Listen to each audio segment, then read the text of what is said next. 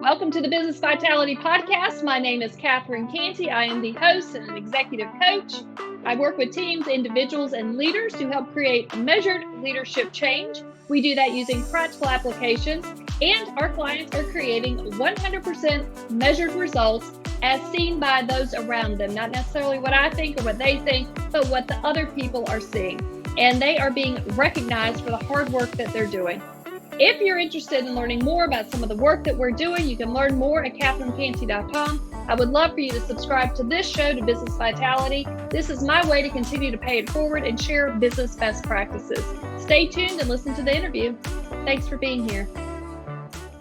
Rob Dube, you are the visionary for the book, The 10 Disciplines, found on the web at the10disciplines.com. Thank you so much for joining us. Thank you for having me, Catherine. I'm so grateful to you for your time, and I'm looking forward to chatting.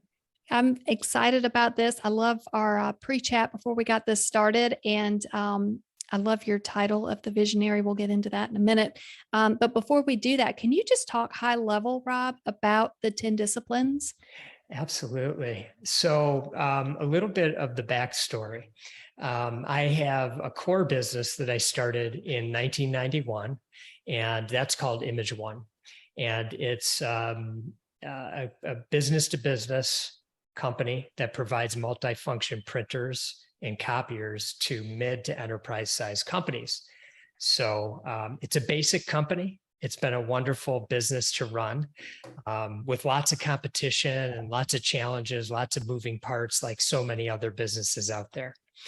The first number of years, my business partner, who also happens to be my best friend, and I really didn't have a good system to run the business. So we met this guy named Gino Wickman, and he was bringing on new clients to teach them how to sort of gain control of their businesses.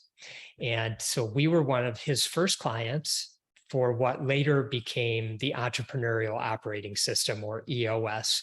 And some of your listeners might know that from a book called Traction. So I struck up a friendship with Gino as we implemented EOS. And we would meet in a coffee shop a few times a year and just talk about life. And I noticed he was living his life in a very unique way. And as it later turned out, he had incorporated these 10 disciplines into his life. And I was gleaning off these disciplines from him. They weren't really defined at the time. It was just the way he was leading his life. And I started to incorporate them in my life. And many years later, he wrote about the 10 disciplines. He put them in an organized fashion so people could understand them. And the two of us partnered together to bring them to the world.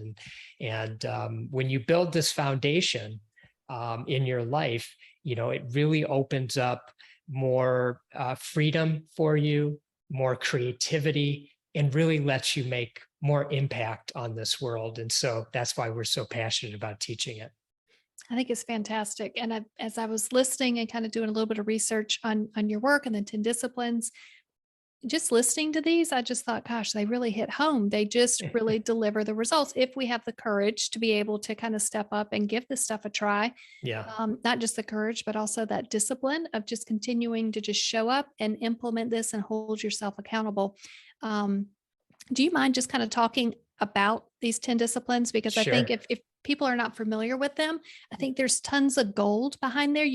If you want to go through them, that's great. If you want to talk about a few of them, that's great. Yeah. I'll welcome any of that. I think all fantastic. I'll do a fast run through, and then love that. Wherever you want to take it. But the first thing I always like to say is, as your listeners, and as you've heard them, but as your listeners hear them, they'll say things like, "I've heard that before. That one I've heard of that. I get that." The important thing is A, bringing them all together, and then B, keeping them in your life, hence the name discipline. Discipline can be scary to some people. So this is where, we kind of wrap them up in a package, and then we work with you to keep the foundation strong, no cracks in the foundation. We don't want that, as you know from our prior conversations, some of the work that your husband and you have done, no cracks in the foundation. That's not a good thing. So discipline number one is 10-year thinking. And so we encourage people to just shift their mindset from short-term thinking to thinking at least in 10-year timeframes. And when you do that, the world slows down. You don't feel like you need everything now. And it leads to just better decision-making and more clarity in your life. So the second one, discipline number two, is take time off. And we encourage people to take at least 130 days off per year. And here's the catch. Don't think about work the entire day. So that means don't check your email, don't check in at the office, don't go on, reading business books. Just free yourself from all of it. And if that seems like a lot, here's a little bit of perspective. If you did every weekend, you have 104 days right there. If you took every holiday and a few weeks vacation, you're darn near 130 days. So it's very doable. Most people work on the weekends at some point these days, but we encourage you to just really turn it off. And you find more energy when you do that. And again, you get more creative because you've set yourself free from everything that's kind of bogging you down and you don't even realize it. So that's what's so powerful about taking time off. The third discipline is know thyself. And we encourage people to be you 100% of the time, 24/7, 365. You are so unique and embrace that. We say, let your freak flag fly. Please be silly, be goofy, be reserved, whatever it is that you are. Stop being a chameleon in when you're out and about and you're in social circumstances. That isn't serving you. People pick up on when you are not authentically you. They can pick up on that energy. So be authentically you and people will love you unconditionally for it. The fourth discipline is be still. And that's where we encourage people to sit in silence for 30 minutes every day. So that's a tough one for a lot of people. We have busy lives, we have long to-do lists, but there's such power in settling your mind and settling your body. Now, there's many ways that you could do this. Some people use prayer as a time to in that 30 minutes. Some people use meditation. That's what I do. Some people journal. We have one person who they have this large willow tree, and they live in North Carolina. They have a large willow tree, and they just stare at the tree and watch it go back and forth in the wind. Whatever it is that suits you best, just let your mind and your body settle for 30 minutes. It's not a luxury. Your mind and your body actually really need it. The fifth discipline is know your 100%. And that is where you will decide on and commit to the perfect number of hours per week and weeks per year that you'll deliver your value to the world. And so for some people, that might be 40, 50, 60 hours, could be 30 hours. Just pick the perfect number of hours and set those boundaries.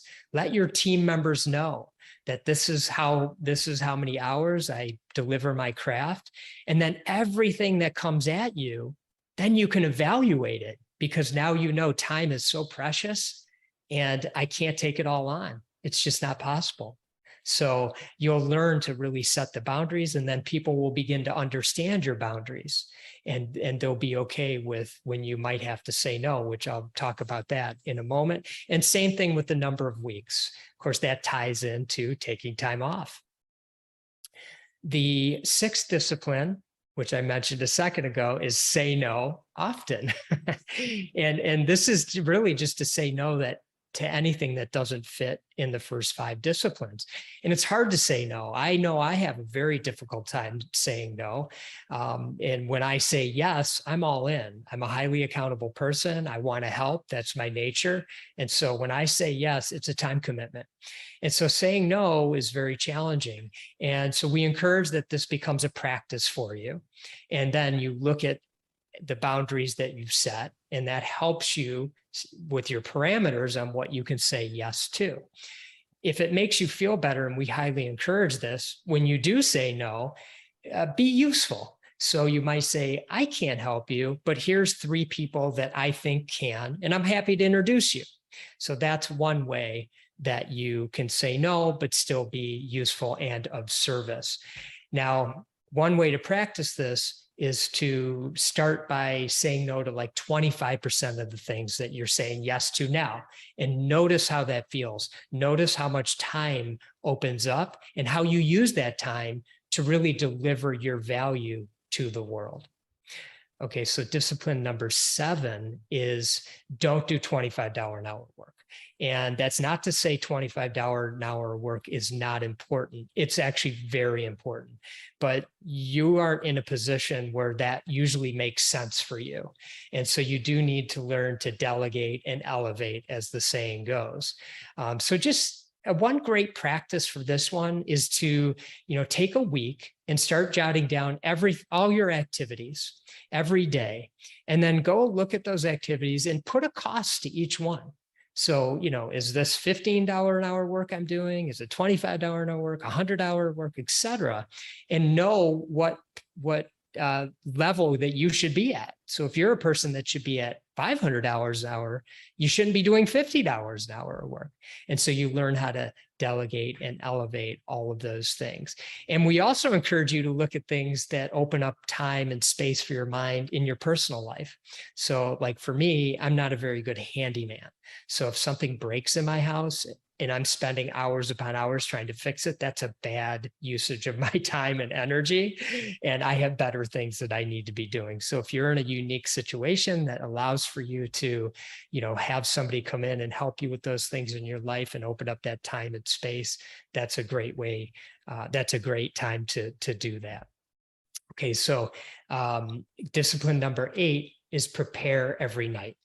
And that's really before your head hits the pillow every night, just jot down the next day's plan and start getting it sort of baked into your mind. And as you sleep, your subconscious will go to work. It'll be coming up with solutions to a meeting that you have coming up the next day. You'll wake up, you'll notice that you're pretty clear about your marching orders and what do you got to get done today. And actually you'll sleep a little bit better because your mind won't be spinning about, oh my gosh, I forgot this. And oh geez, I need to do that. So just take about 5-10 minutes and prepare for the next day. The 9th discipline is put everything in one place. A lot of busy people, a lot of leaders, they're on the go, they're typing notes or dictating notes into their phone or typing them on their laptop, using different software applications. They might have a journal that is the journal of the week or something like that, Post-it notes. And what people don't realize, especially people in leadership positions, is they're actually letting their team members down. They're letting their customers down, their stakeholders, and but they don't realize it because nobody's telling them. And so what we encourage you to do is find that one place. It can be the journal. It can be an application on your laptop or your phone. It could be as simple as a legal pad. I use something called a Remarkable, and have that thing by your side each and every day. And that's where you take down all your notes, all the things that you're going to do, all the promises, everything. And at the end of the day, you spend 10, 20 minutes compartmentalizing them all. And so that's where you get organized at the end of the day. You find your to-dos, your calendar, the calendar things that you need to be aware of, and you're delegating, hopefully, a lot of those things, et cetera. So put everything in one place. And then discipline number 10, thank you for your patience, everyone, is be humble. View yourself as an equal to every person on this planet. And I know it sounds so simple, but I challenge people to think about a continuum where 1 is you're not humble at all, and 10 is you're as humble as you can be, and find out where you land on that continuum and try to move yourself all the way over to you are as humble as one can be, and that you genuinely and authentically treat every single human on this earth as an equal. And along those lines, we always notice that humble people have a unique knack of expressing gratitude on a regular basis. So we always like to throw that in. Make sure you're expressing gratitude each and every day. So there you go. There's the 10. Those are fantastic. Thank you for taking the time to recite them again. Absolutely. You have wonderful examples with each of them. I could take any of these and continue to ask questions, but I really am curious about what you're working on next. And I mean, I feel like the 10 disciplines, we could take those, and I can personally relate to so Mhm. many of them, Yeah. even with Remarkable sitting next to me. Oh, So fantastic. yeah, I mean, you're like, this is fantastic. So, but I'm also kind of dying to know you're working on something, and it's this book. And I remember in high school, I had to stand on a stage, and they asked questions, and it was part of this competition. And um, I was nervous, and they said, if you only had, the world's coming to an end in 36 hours, what would you do? Mm. And I stood up there, and I didn't really have much time to prepare. And I just said what came to me, and it was to do nothing. And it was to do nothing because I wouldn't have homework. I wouldn't have expectations. I wouldn't have to do anything. For the first time, I could actually just be at peace and not feel rushed. And so I see the name of your next book, and it just really hits home from an earlier experience in my life of just wanting to have that space to be able to do nothing. Mhm, mhm. So that's the name of your new book. Is that correct? Yes, Do it's nothing. yes, and it's not so new. It's a couple years old, but One of your newest. yeah, You've written a right. few. So do nothing came from. Again, this is a little bit of a backstory. Growing up, I had a lot of family circumstances. I had some trauma in my life as a child and as a young adult, and as I moved into my adulthood, I just had this feeling that something wasn't right and that I wasn't as good of a person as I needed to be, or really as I wanted to be. And so I just was on a journey, like so many of us, just trying to figure things out. And I did a lot of work, a lot of inner work. And one thing that really became useful for me was a mindfulness meditation practice. And, there's all kinds of ways to do nothing, to just be in silence, or just to be still for a certain period of time. So I just say, meditation happened to be something that, resonated with me, but that might not resonate with other people. But as part of my journey and as part of my practice as it related to my mindfulness meditation, I would go on extended retreats for 7 to 10 days where I wouldn't talk. And I found them to be very useful. And I'm a part of many entrepreneurial and leadership communities, and people would be curious about the fact that I did this. And one person said to me once, "What do you do when you go on those retreats? Do you just do nothing?" And I kind of laughed, like I just now, still makes me laugh. And I said, "Yes, I do, but it's very hard." So, it's not the kind of do nothing that's easy. It's hard because, it's hard to be alone with your thoughts. In fact, there's a great quote that I always like to share, and it's from the best-selling author, Anne Lamott. And she says, "My mind is like a bad neighborhood. I try to never go there alone." So, when you're on the retreats, or, my experience and many others is, it's a time where your mind does start to settle, and we have all the surfacey things that we're doing in this moment, and we get very caught up in those, and that makes sense and it's normal. And then, on retreat, those things start to dissipate after a couple of days, and new things start to arise, and some of them are quite, beautiful and amazing, and others can be challenging. But after a couple of days of that, those start to dissipate, and then you find a real settling, and then you understand what that feels like. And when you understand what that feels like, now you need to apply it in your everyday life, because this isn't about escaping. This is about learning and coming back to the present moment in your real life. And this works, and this is a leadership book, Do Nothing.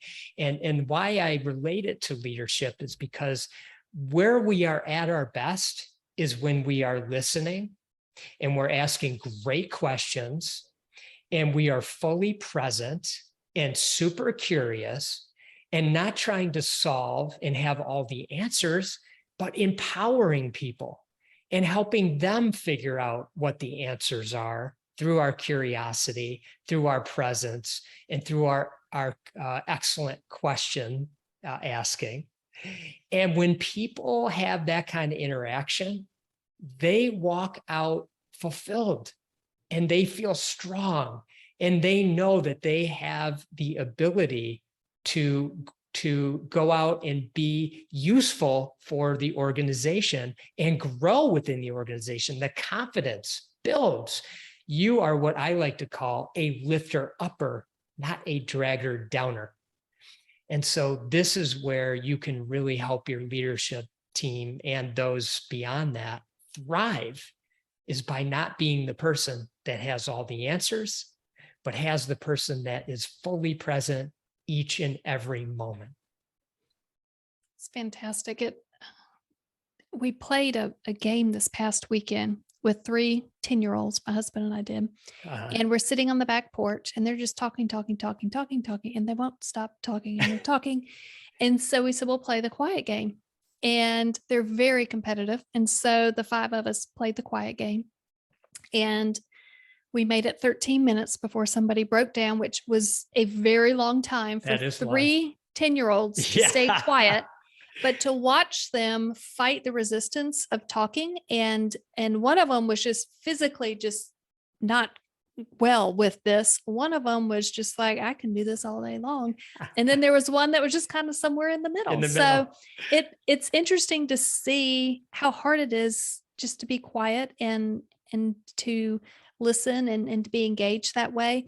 Mm-hmm. And, you know, I saw that experience, and then I've always been intrigued with these 7 to 10 day retreats, this mindfulness of being able to get away. And as you talk about it, it kind of sounds like a third. My brain kind of breaks things down, but it sounded like a third of like you're just there to kind of get your thoughts in your head, and you're just kind of working through it to kind of slow down. And then you kind of have a third of the time is kind of a bit of it's a settling, and you're beginning to come to peace with it. And then the last third is kind of where the clarity comes from, if I understand this correctly. And I'm wondering, you know, if someone's new to this and they don't want to commit, or they're like, ooh, 7 days of quiet might be too much. Is there a way to do this on a smaller scale and still begin to kind of dabble with this idea? And if so, kind of, you know, what are your thoughts of just trying to test something like Absolutely, this? 100%. I'm in unique company on long retreats. That isn't the norm for most people, and I fully recognize that. So be still for 30 minutes every day. Start there. If 30 minutes is too much, start with 5 and then move up to 10, 20, 30. I highly recommend that you do move yourself to 30. And it is a challenge. And it's like anything, you know, when you practice, and being still is practicing. When you practice, it does, and if you're not accustomed to it, it does take time. You're working the muscle, and you will get there. Remind yourself when you sit to be still, whatever it is that you're doing, why you're doing it. And what you're doing is you're practicing coming back to the present moment, because usually we're in the past and we're recounting all those experiences that are long gone and there's nothing we can do about them. Or we're in the future and we're scheming on how we're going to make it all the way we want it. And that only happens some percentage of the time that we actually can make that happen. But what's beautiful is when we recognize what it's like to be right here, right now. So I'm with you, Catherine. I'm with you right here, right now. This is the interaction that I'm having at this moment. And I can't be in the past and I can't be in the future, because this is all I have right now. And that's what we're doing in that 30 minutes. We're practicing that. So when you're in a meeting and it's contentious and people are passionate and they're upset or they're whatever, and you're feeling your edge coming, forward, or whatever it is for you, you bring yourself back to the present moment, and you recognize that there's nothing I could do about the past. There's nothing I can really do about the future. So what can we do in this moment and how can I show up in a healthy way for the team? Because they're going to, so sorry, I just got so excited. I knocked over my microphone because the team is going to feed off of our energy, so if they feel us getting worked up, guess what? They're going to either get really worked up or they're going to retreat and be nervous, but if they feel your spaciousness, your openness to the possibilities, they're going to be right there with you. It's going to be creative. It's going to be energy, and it actually will be fun. And so that's your job as a leader, And you have to practice that. It doesn't come naturally to us.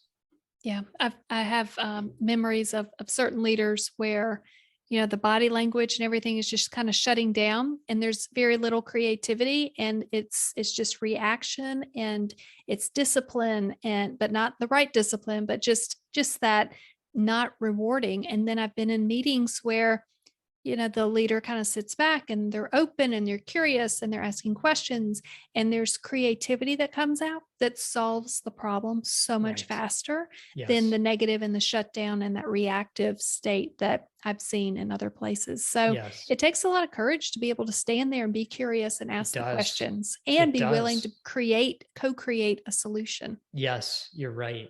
There's a great saying by the Holocaust survivor, Viktor Frankl, and he's a best-selling author of the book, Man's Search for Meaning.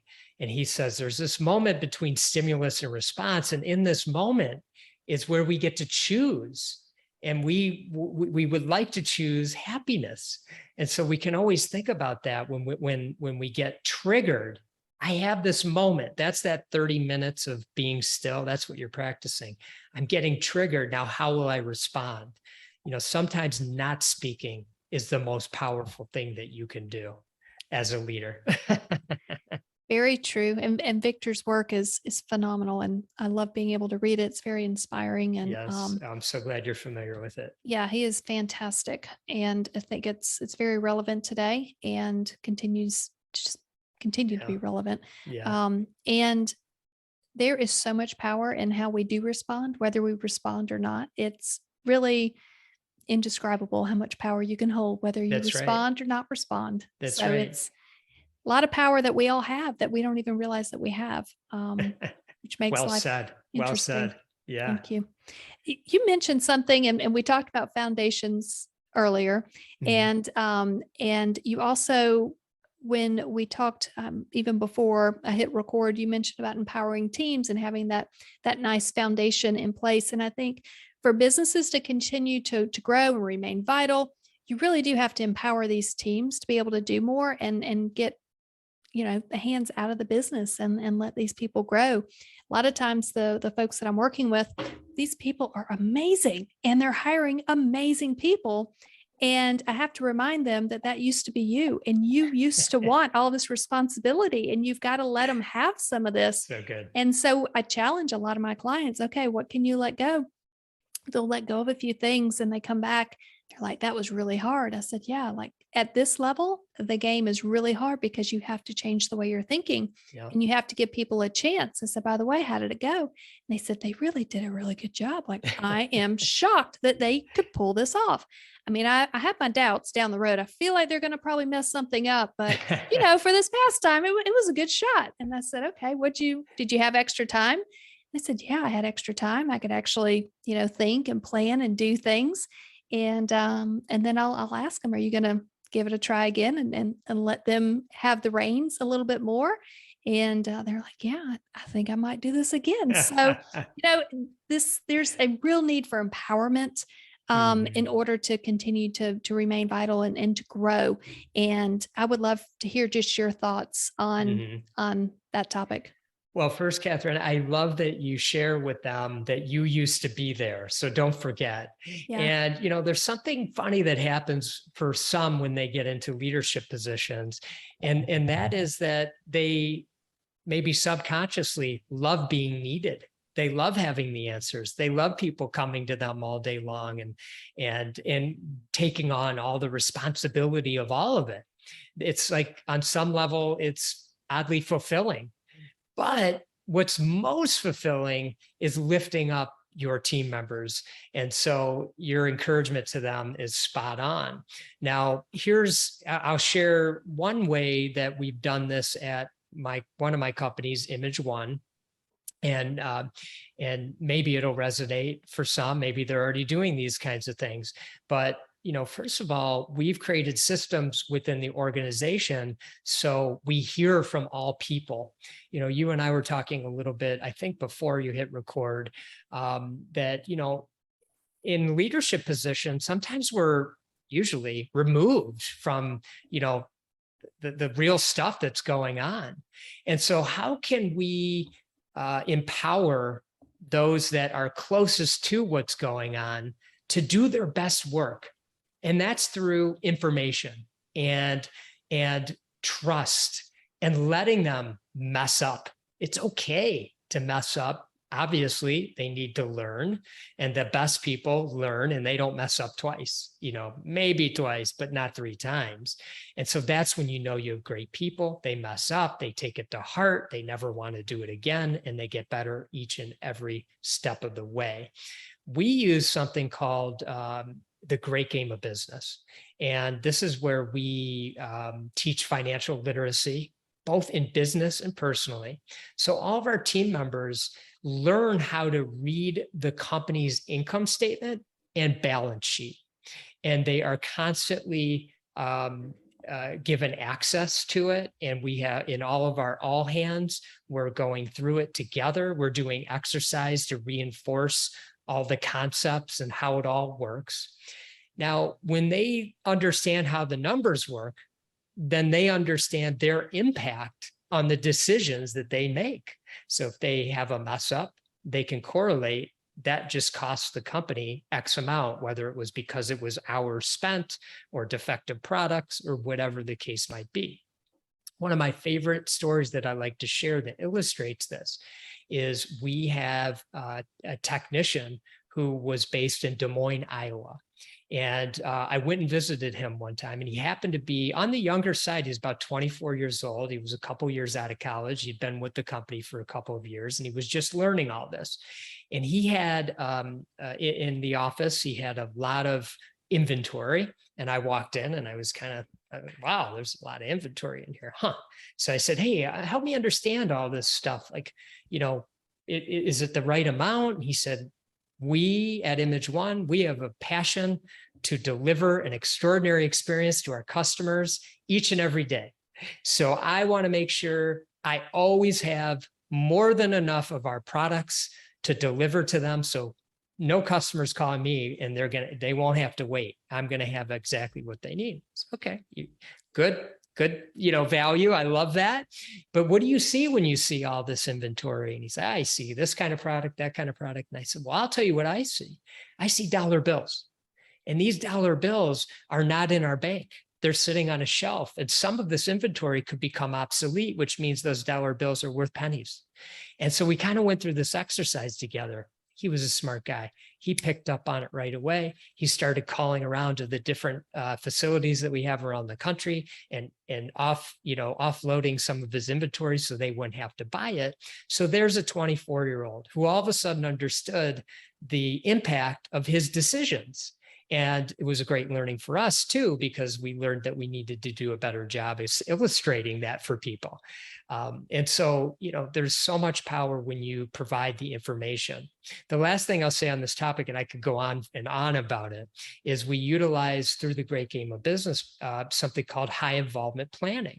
And that's a 6-month process where we involve every team member in the company on what are the most important things that we need to accomplish in the upcoming year. So it takes 6 months for us to get there. I mean, it's a lot of collaboration. It's a lot of back and forth. So it's a heavy lift and it's time consuming. But to me, it's well worth the effort because the greatest ideas come from all levels of the organization. Not to mention, when people are part of the process, they are bought into the process. And so when we come into the upcoming year, we've heard from everybody, and we are really crystal clear on the top 3 to 7 things that we need to accomplish in that year, and everybody's on board with it. And so there's another way that you can really empower your people through giving them a voice. Yeah, I've seen the best ideas usually come from those at the front of the line with the customer, and they can hear what the customer needs are. There's gold with that. That's right. In my banking days, I worked with just a small number of executives, and we came up with 2,000 new ideas that could be implemented. And we had a consultant that came in to kind of help, manage them and figure out which ones had the biggest impact and price it out to be able to know what to test. But that experience of just sitting there and being able to collaborate with across this large organization, identify what the needs are, and then prioritize them, and then begin to execute them, just to be able to continue to kind of step back, pause, and allow some growth to take place, and to be able to have that at the top of the organization and kind of push it through Right. was really empowering to Huge. be able to lift up the voices of what was seen throughout the organization that maybe the guys at the top or the women at the top couldn't easily see Exactly. where they were. So there's a lot of power in empowering by using that type of work. So I Yes. appreciate you sharing that. I think Yeah. there's a bigger need for empowerment as I speak with more clients. So this is fantastic. Rob, if someone is listening and they want to take the next step with you, what is the best way to get in touch with you? Best way. Thank you for giving me the opportunity to share that. The 10disciplines.com is the best place to find me. And I'd love to hear from people. So I'm always open to, connecting. So thank you for that. Rob Dube, the visionary for the 10 disciplines, found on the web at the10disciplines.com. Thank you so much for joining us. Thank you for having me. I'm so grateful for the work that you do. Thanks for listening to the episode. If you like it, please subscribe, share this episode or this show with other people around you. The greatest form of a compliment is a referral. I really appreciate them. And if you think that you want to learn more about some of the work we're doing, I encourage you to reach out to CatherineCantey.com. You can schedule a call or just continue to read articles and information that we post out there. Thank you so much for being here.